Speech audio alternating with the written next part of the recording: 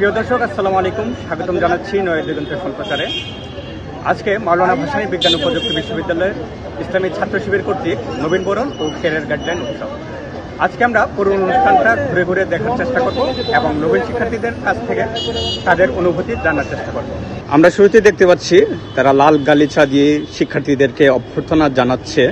শিক্ষার্থীরা যে পথ দিয়ে হেঁটে যাবেন অনুষ্ঠানে, সেখানে তারা লাল গালিচার ব্যবস্থা রেখেছেন এবং এরই পাশে আমরা দেখতে পাচ্ছি অনেকগুলো ফটো ফ্রেম রেখেছে এবং সেখানে বিভিন্ন বাণী তারা লিখে রেখেছে, কোরআনের আয়াত কিংবা গানের পংক্তি। তো এখানে আমরা একটা স্টল দেখতে পাচ্ছি, তাদের স্বেচ্ছাসেবী স্টল। প্রিয় দর্শক, আমরা এখানে শিবিরে একটি কমেন্ট বক্স দেখতে পাচ্ছি। এখানে অনেক ধরনের লেখা লিখেছেন নবীন শিক্ষার্থীরা। তাদের কমেন্টগুলো যদি আমরা দেখি তাহলে আমরা একটু পড়ার চেষ্টা করি। শিক্ষার্থী বান্ধব অন্যায়ের প্রতিবাদী, শিক্ষার্থী বান্ধব দ্রুত বিবাহের পক্ষে জোর দেওয়া, শিক্ষার্থীদের দ্রুত বিয়ের সুযোগ তৈরি করে দেওয়া, শরিয়া আইন অনুযায়ী দেশ পরিচালনা করুন, ক্ষমতায় থেকে নিজেদের আত্মসমালোচনা করবে এমন শিবির চাই। তো এখানে আমরা অনেকগুলো কমেন্ট তারা দেখতে পাচ্ছি, তারা শিবিরের জন্য করেছেন। আমরা পুরো কমেন্ট বক্স জুড়ে শুধু বিয়ের আলোচনা দেখতে পাচ্ছি। তো একজন নবীন শিক্ষার্থী এখানে লিখতেছেন, তো আমরা দেখি তিনি কি লিখেন। ছাত্র শিবিরের ভাইয়েরা দেরিতে বিয়ে করে কেন, একজন নবীন শিক্ষার্থী লিখেছে। আচ্ছা ভাই, আপনি এটা লিখলেন, এটা কি কারণে লিখলেন? মানে অনেক ভাইরে দেখি মানে অনেক দেরিতে বিয়ে করে, যেমন আমাদের কেন্দ্রীয় সভাপতি, সে এখনো অবিবাহিত। আপনি কি শিবির করেন?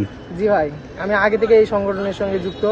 আমি অনেক শিবিরকে ভালোবাসি, অনেক প্রোগ্রামে আসি। ধন্যবাদ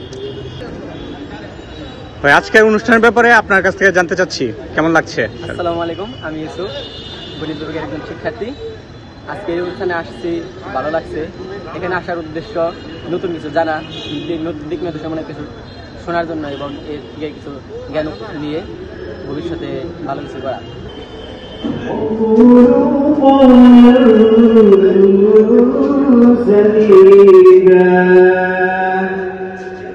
يصلح لكم أعمالكم ويغفر لكم ذنوبكم ومن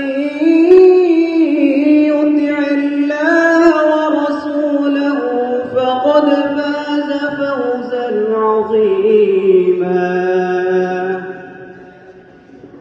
إنا عرضنا الأمانة على السماوات والأرض والجبال জমিন ও পর্বতমালার প্রতি এই আমানত পেশ করেছি। Words of appropriate justice. He will amend for you your deeds and forgive you your sins.